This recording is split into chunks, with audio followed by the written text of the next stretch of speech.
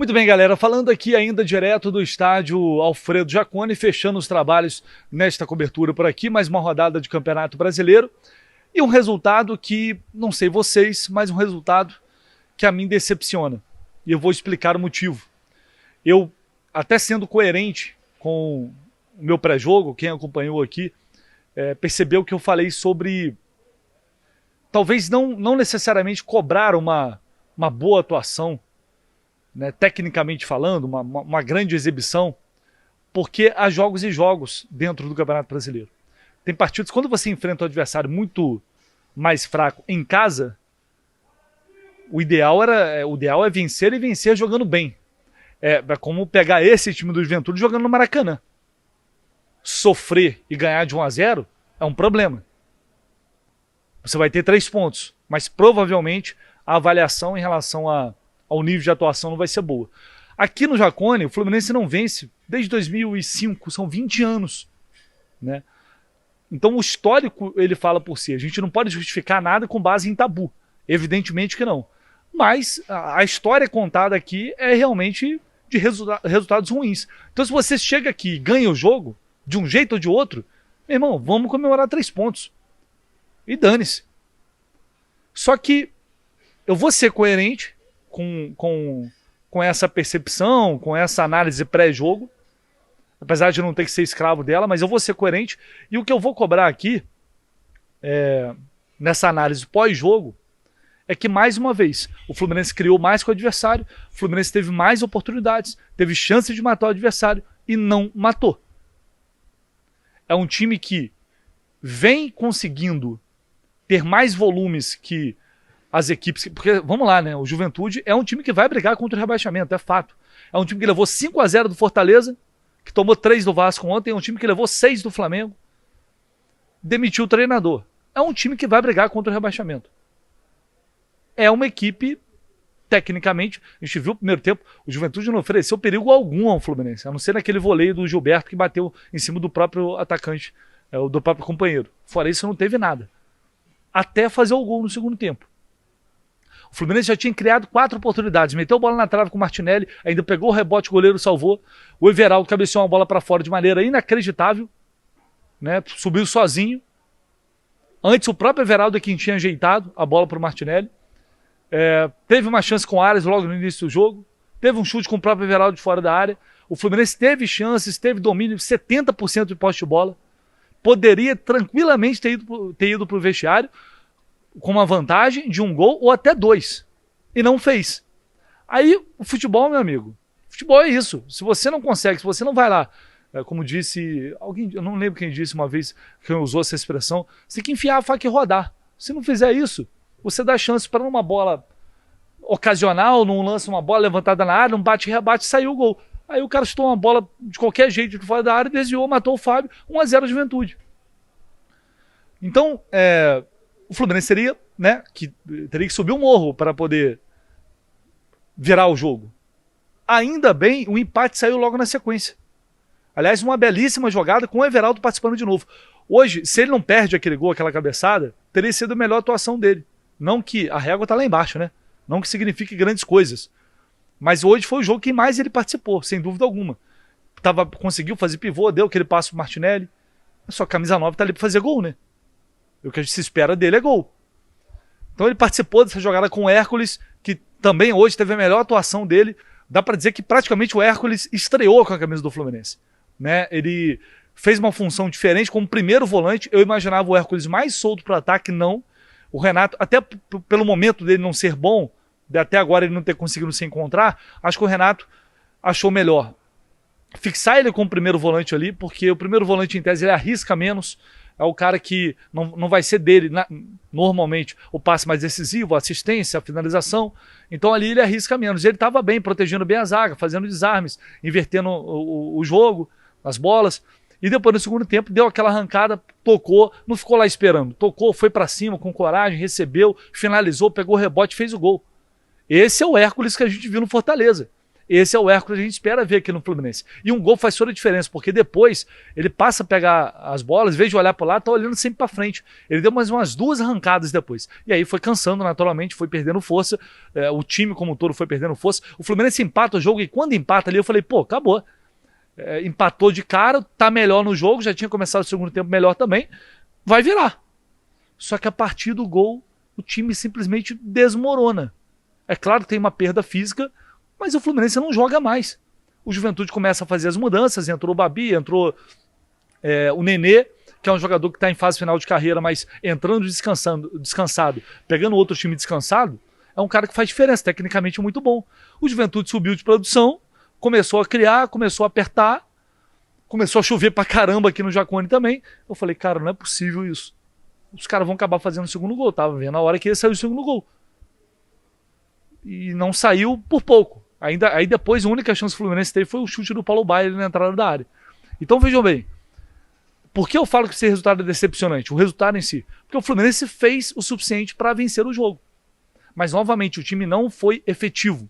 E aí no primeiro tempo também senti um pouco de falta daquela, sabe, daquela ousadia mais de mais vontade de ir lá e fazer o jogo, e fazer o gol, aquela agressividade, aquela contundência. Eu acho que falta em alguns momentos. Porque o Juventude claramente estava perdido. Se pressionasse um pouquinho ali, os caras iam entregar. E aí é aquela história. A gente tem que... Para mim, o trabalho do Renato não é bom até agora. Não é um bom trabalho, num geral. Eu acho que ele pode fazer mais e eu espero mais dele. Talvez seja porque eu esperasse mais, não sei. E creio que muita gente pensa assim, essa é a minha opinião, quem discorda também está tudo bem, mas nem tudo dá para botar na conta do treinador. Quando o time cria essas oportunidades e não faz, perde gols dessa forma, aí fica difícil.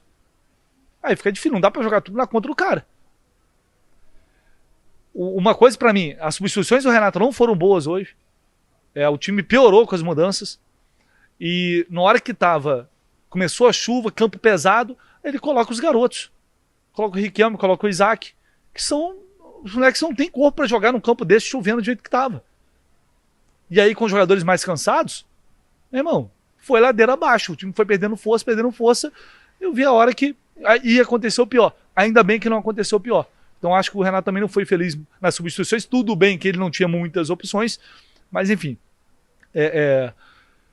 Eu falei isso logo depois dele no Jornada. Quem olhou só a reta final do jogo, agradeceu o empate. Quem viu o jogo inteiro, as chances que o Fluminense desperdiçou, vai achar o resultado aqui ruim.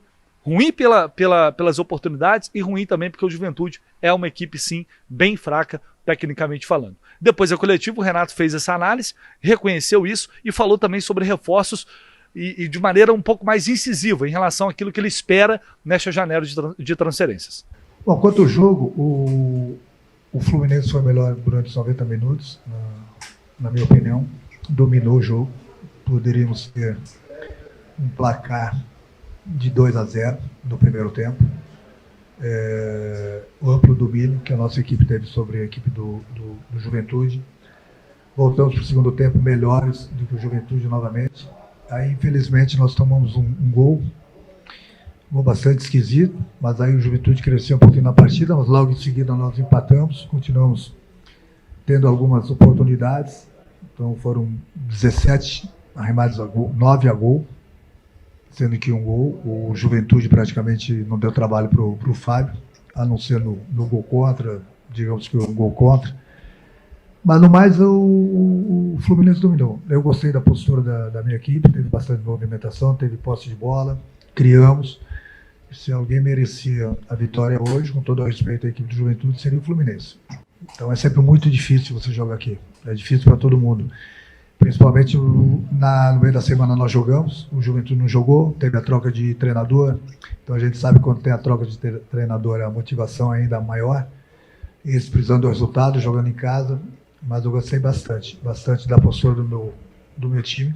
Como eu falei, merecíamos a vitória. Não veio, mas um ponto é sempre muito importante fora de casa. Renato, boa noite. Vitor Lessa, Jornada KTO 1902. A gente, na sua última entrevista coletiva, foi muito tema de debate, assim, até para depois, ao longo da semana, a relação resultado-desempenho, né?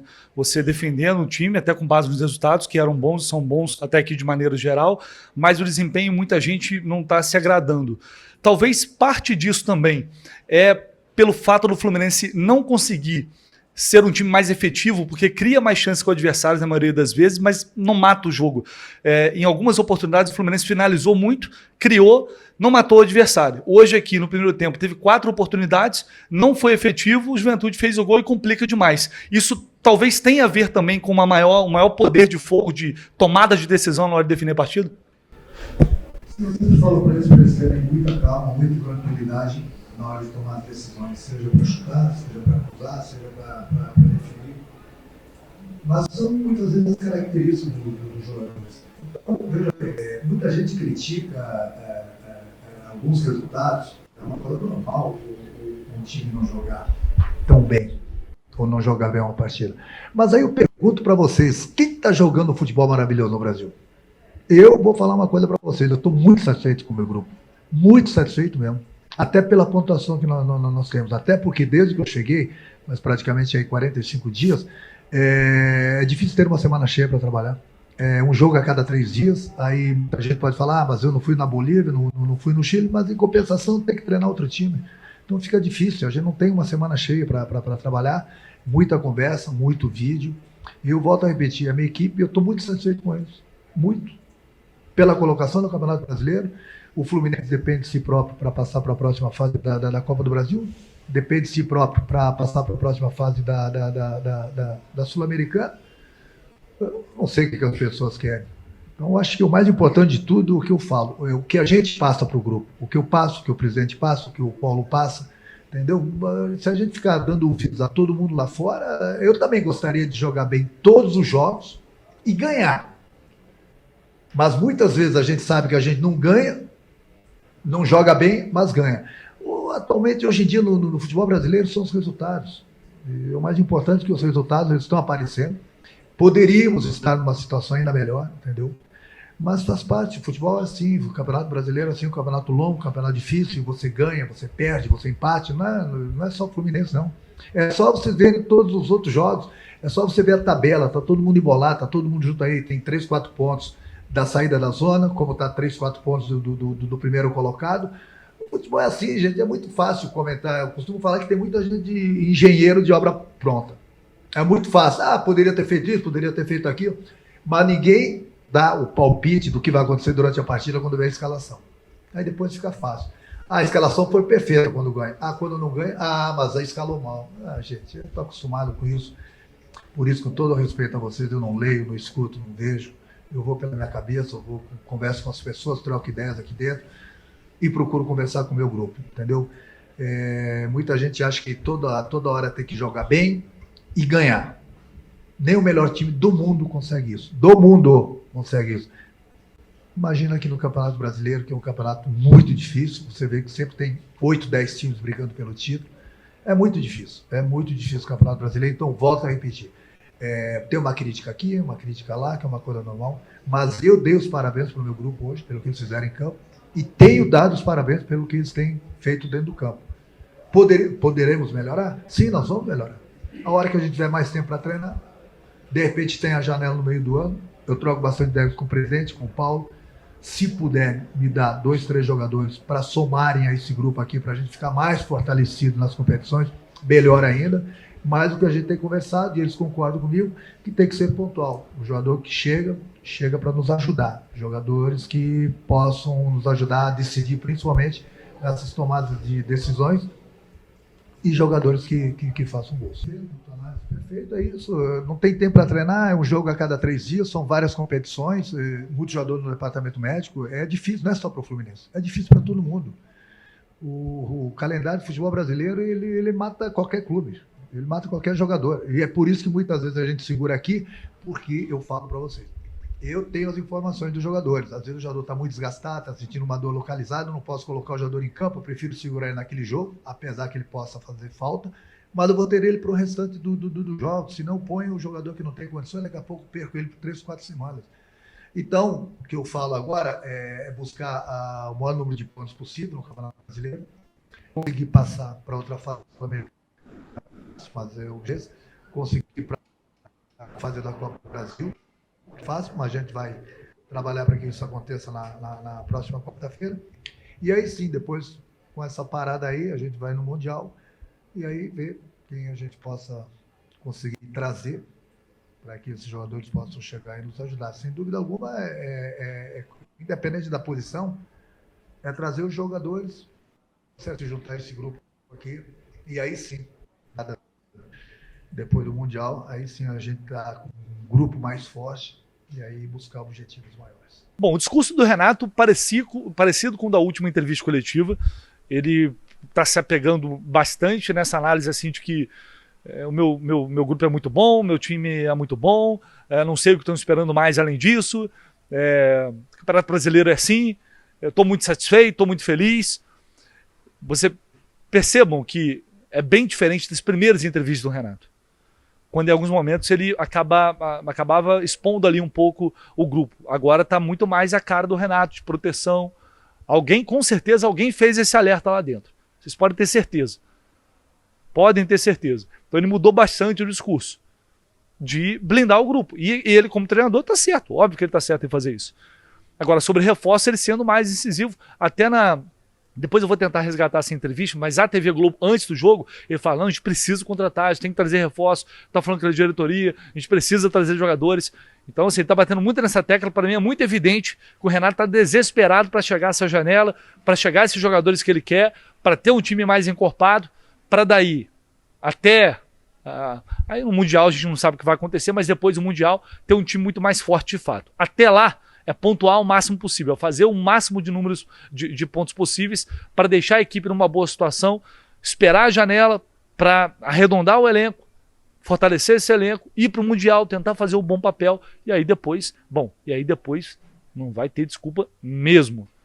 Mas 14 pontos ainda dentro, ali está mais ou menos dentro daquilo que a gente imaginava para Campeonato Brasileiro. Eu acho que está dentro da realidade do que está sendo a competição até agora. Poderia ter sido melhor? Poderia sim. O time fez para isso, mas novamente, assim como o Atlético não matou o adversário, foi lá e perdeu ponto. Dessa vez não perdeu 3 pontos, perdeu 2, mas enfim, eu acho que é uma coisa que o Fluminense tem que trabalhar bastante para os próximos jogos. E já ia esquecendo de comentar um lance absurdo. O Kevin Serna, a gente registrou depois a imagem do Serna na zona mista, um negócio inacreditável. Vou colocar para vocês aí. O que aconteceu com o Serna, como ficou a perna do Kevin Serna. Pode mostrar? Ó, ao vivo aqui, ó. Olha a situação. Não foi falta. Olha isso, cara. E o árbitro não deu sequer falta, Serna. Como pode isso? Ni siquiera chequeó, pero bueno, eso hace parte del fútbol, así que nada, ahora a recuperar y prepararnos para lo que se viene. Tá feliz com o seu momento, com suas últimas atuações, tendo mais minutos em campo? Sí, gracias a Dios, bueno, estoy tratando de hacer las cosas de la mejor manera para ayudar al Chimi, entonces vamos a seguir trabajando, ¿no? Então isso é uma vergonha, o árbitro não chamou, o VAR não chamou, não deram nem falta nesse lance. É um negócio inacreditável e revoltante. É absurdo o Serna sequer, aliás, o jogador adversário ter recebido um cartão e a perna do cara ficar nesse estado. É um negócio, realmente, cara, é impressionante. Eu tenho certas coisas que eu desisto de entender essa arbitragem aqui no Brasil. É surreal. Tô ficando por aqui, depois a gente volta com muito mais informações, muito mais notícias direto aqui de Caxias do Sul. Um abraço, galera. Deixa o like aí, não esqueça, se você puder deixar seu like, seu comentário, se inscrever no canal também é muito importante. Valeu!